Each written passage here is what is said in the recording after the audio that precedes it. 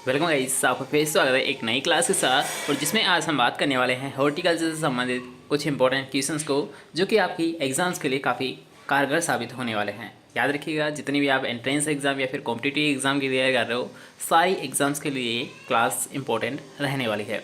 इसलिए एक बार क्लास को पूरा ज़रूर देख ले, ताकि आपको ये क्वेश्चंस क्लास के साथ ही क्लियर हो जाए। ठीक है, तो चलिए क्लास को स्टार्ट करते हैं। तो आज का हमारा जो फर्स्ट क्वेश्चन है, याद रखिएगा कि आम का खाए जाने वाला भाग कौन सा होता है। या फिर आपको ऐसे भी पूछा जा सकता है कि आम का उपयोगी भाग कौन सा होता है। तब आपको बताना क्या है, याद रखिए मध्य फल विधि। अगर आपको आम का पूछा जाता है या फिर आपको पूछा जाता है पपीता, तो आम और पपीता दोनों का ही कौन सा भाग काम में लिया ऐसा है, उपयोगी भाग कौन सा होता है, मध्य फल भित्ति होता है, जिसे हम याद रखें इंग्लिश में बोलते हैं मीजोकार्प। क्या बोलते हैं, जिसे हम इंग्लिश में बोलते हैं मीजोकार्प बोलते हैं। नेक्स्ट क्वेश्चन की यहाँ पर बात करेंगे कि न्यूकेसल किस फल की सफलतम किस्म है। याद रखिए न्यूकेसल। वैसे याद रखिए यहाँ पर न्यूकेसल रोग होता है एक, किस रोग को बोलते हैं न्यूकेसल, याद रखिए रानीखेत का दूसरा नाम है। रानीखेत जो रोग होता है मुर्गियों में, उसका सेकंड नाम भी याद रखिए न्यूकेसल होता है। लेकिन अब यहाँ पर आपको क्वेश्चन यह पूछा गया है कि जो न्यूकेसल है ये किस फल की किस्म है। तो याद रखिए किस्म ये खुबानी की होती है, और हम न्यूकेसल किसे कहते हैं, रानीखेत को कहते हैं। ठीक है, चलिए नेक्स्ट क्वेश्चन की यहाँ पर बात करेंगे कि अनार का वानस्पतिक रूप से किस नाम से जाना जाता है। तो याद रखिए अनार का, पोमग्रेनेट का जो बॉटनिकल नेम होता है वो क्या होता है, पुनिका ग्रैंटम होता है। क्या होता है, पुनिका ग्रैंटम होता है। इसलिए इसकी फैमिली कौन सी हो जाएगी, पुनिकेसी हो जाएगी। कौन सी फैमिली हो जाएगी, पुनिकेसी इसकी फैमिली हो जाएगी। और हाल फिलहाल में याद रखिए इसकी एक नई फैमिली बताई गई है अनार की, काफ़ी इंपॉर्टेंट क्वेश्चन ये बनता है, लिथ्रेसी। अगर आपको ऑप्शन में देखने को मिलता है लिथ्रेसी, तब आपका राइट आंसर क्या माना जाएगा, याद रखिए लिथ्रेसी। अनार की फैमिली है वो लिथ्रेसी मानी गई है। नेक्स्ट क्वेश्चन की यहाँ पर बात करेंगे कि अमरूद के फलों में सर्वाधिक मात्रा में कौन सा विटामिन पाया जाता है। तो याद रखिए जैसे कि मान लीजिए अमरूद हुआ, आंवला हुआ, बारबेडस चेरी हुआ, नींबू वर्गीय फल हुए, इन सभी में क्या होता है, याद रखिएगा क्या पाई जाते हैं, विटामिन सी की मात्रा पाई जाती है।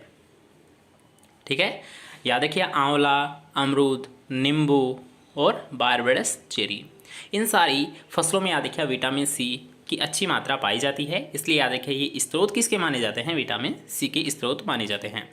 नेक्स्ट क्वेश्चन के यहाँ पर बात करेंगे कि अमरूद के फल में गुदे की मात्रा कितनी होती है। क्या पूछा गया है, गुदा मतलब जो पल्प है उसका कितना परसेंट होता है। तो याद रखिएगा जो 300 mm प्रति 100 ग्राम गुदा। या फिर आप ऐसे मान सकते हो जैसे कि मान लीजिए अमरूद की क्या बनाई जाती है, जेली बनाई जाती है। क्या बनाई जाती है, जेली बनाई जाती है। अब जेली बनाने के लिए कौन सा तत्व इंपॉर्टेंट होता है, तो याद रखिए पेक्टिन होता है।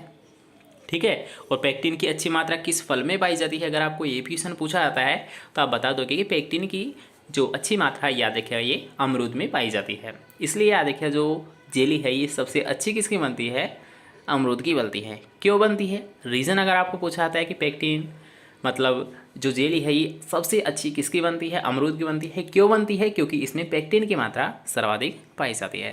ठीक है, किसी भी टाइप का आपको क्वेश्चन पूछ ले, सारे क्वेश्चन का आपको राइट आंसर दे देना है। ठीक है, चलिए नेक्स्ट क्वेश्चन की यहाँ पर बात करेंगे कि मोजेक रोग किस फल की हानिकारक रोग है। मतलब मोजेक रोग है ये किस में होता है, ऐसा कौन सा फल है जिसमें ये देखने को मिलता है। तो याद रखिए पपीता मोजेक वायरस। पहले तो याद रखिए जो मोजेक है ये किससे होता है, वायरस से होता है। दूसरी बात आपको ध्यान रखनी है ये किस फल में होता है, तो याद रखिए पपीता में होता है। मतलब आपको ध्यान रखना है पपीता मोजेक वायरस, पपीता मोजेक वायरस, तो याद रखेंगे। चलिए नेक्स्ट क्वेश्चन के यहाँ पर बात करेंगे कि जामुन, आम, सिट्रस इत्यादि फल वृक्ष में पौध उत्पन्न करते हैं। अब यहाँ पर याद रखिएगा जामुन हुआ, आम हुआ, सिट्रस हुआ, तो इनमें क्या होता है, क्या होता है, इनमें क्या समानता है मतलब। तो याद रखिए इन सभी में बहुपूर्णता पाई जाती है। आम हुआ, जामुन हुआ, नींबू हुआ, इन सभी में क्या होता है, बहुभ्रूणता पाई जाती है। तो बहुभ्रूणता को इंग्लिश में क्या कहते हैं, पॉली एम्ब्रायोनिक बोलते हैं। क्या बोलते हैं, पॉली एम्ब्रायोनिक। मतलब बहुभ्रूणता किस में पाई जाती है। अगर आपको ये क्वेश्चन पूछा आता है तो आप बिल्कुल आसानी से जवाब दे दीजिएगा आम, जामुन और नींबू। आम, जामुन और नींबू में बहुभ्रूणता या पॉली एम्ब्रायोनिक स्थिति पाई जाती है। चलिए नेक्स्ट क्वेश्चन के यहाँ पर बात करेंगे कि जोनाथन किस फल की उन्नतशील वेराइटी है। याद रखिए काफ़ी इंपॉर्टेंट ये क्वेश्चन बनता है कि जोनाथन, तो जोनाथन याद रखिए सेब की वेराइटी होती है। नेक्स्ट क्वेश्चन के यहाँ पर बात करेंगे कि कौन सा शहर बागों का नगर के नाम से जाना जाता है। तो याद रखिए लखनऊ को बागों का नगर बोला जाता है। नेक्स्ट क्वेश्चन आपको पूछा गया कि भारत के किस राज्य में केले का सर्वाधिक उत्पादन होता है। तो केले का जो सर्वाधिक उत्पादन होता है याद रखिए तमिलनाडु में होता है, और ये क्वेश्चन आपको एग्जाम में पूछा जा चुका है, इसलिए याद रखिएगा केले का जो सर्वाधिक उत्पादन है ये तमिलनाडु में किया जाता है।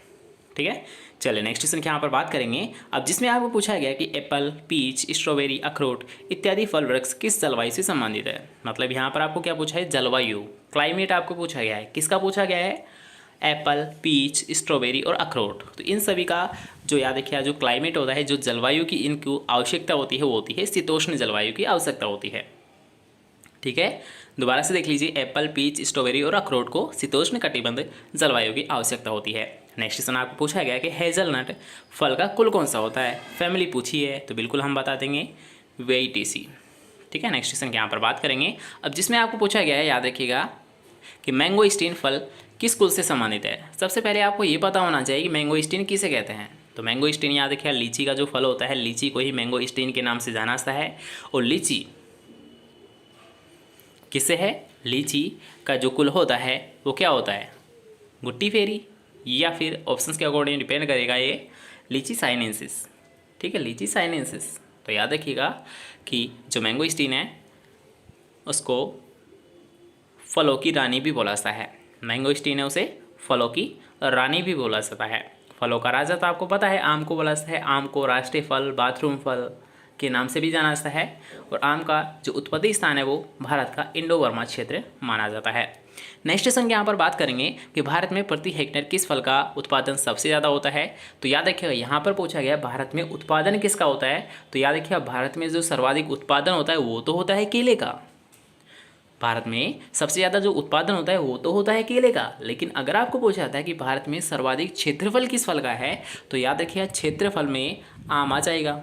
भारत में सर्वाधिक क्षेत्रफल किसका होता है, आम का होता है। लेकिन अगर आपको पूछा जाता है कि भारत में सबसे ज़्यादा उत्पादन किसका होता है, तो बिल्कुल आपको ध्यान रखना है, याद रखिए केले का। दोबारा से सुन लीजिए कि अगर आपको क्वेश्चन पूछा जाता है कि भारत में सर्वाधिक उत्पादन किस फल का होता है, तो आप बताओगे केले का। अगर आपको पूछा है भारत में सबसे ज़्यादा किस फल का क्षेत्रफल अधिक है, तो याद रखिए वो होता है आम का होता है। ठीक है, चलिए नेक्स्ट क्वेश्चन के यहाँ पर बात करेंगे अब, जिसमें आपको पूछा गया वुड एप्पल। वुड एप्पल पहले तो किसे बोलते हैं, ये आपका आज का सवाल है। तो आप कमेंट सेक्शन में बता सकते हो कि वुड एप्पल किसे कहते हैं। हम यहाँ पर जब तक नेक्स्ट क्वेश्चन क्लियर कर लेते हैं कि वुड एप्पल का जो परिवार होता है वो होता है मोरेसी। ठीक है, अब मोरेसी किस किस का होता है आपको पता होना चाहिए। अगर आपको पता है तो आप बिल्कुल बता दो कि वुड एप्पल किसे बोलते हैं। तो देखते हैं कौन बताता है, जल्दी से कमेंट सेक्शन में बताइए। जब तक नेक्स्ट क्वेश्चन के यहाँ पर बात करेंगे कि पर्सिमोन है एक। तो याद रखिए आप पर्सिमोन किस प्रकार का पौधा होता है, मतलब एक लिंगाश्री होता है, द्विलिंगाश्री होता है, मोनोसियस होता है, डायोसियस होता है। तो ये होता है याद रखिए मोनोसियस होता है। जो पर्सिमोन होता है ये होता है मोनोसियस होता है। अगर हम बात करेंगे पर्सिमोन का कुल, तो पर्सिमोन का जो कुल होता है वो होता है एबिनेसी होता है। नेक्स्ट क्वेश्चन के यहाँ पर बात करेंगे ड्यूरियन। तो ड्यूरियन का कुल कौन सा होता है, ये होता है बोम्बेसी होता है। याद रखिए ये क्वेश्चन आप छोड़ सकते हो क्योंकि आपके सिलेबस में नहीं है, लेकिन अगर आप हाई लेवल की तैयारी कर रहे हो तो बिल्कुल आप ये क्वेश्चन पढ़ सकते हो, कोई दिक्कत नहीं है।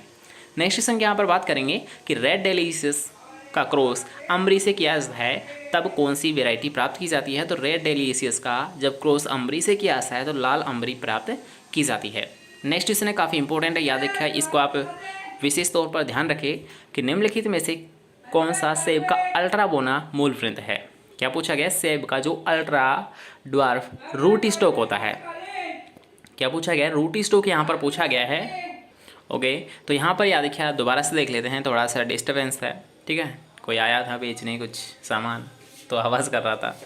तो यहाँ पर याद रखिएगा दोबारा से क्वेश्चन को देख लेते हैं कि सेब का अल्ट्रा बोना मूल वृंत कौन सा होता है। काफ़ी इंपॉर्टेंट क्वेश्चन याद रखिए, एक पूछा आता है आपको अल्ट्रा ड्वार्फ रूट स्टॉक, एक आपको पूछा आता है याद रखिए ड्वार्फ रूट स्टॉक।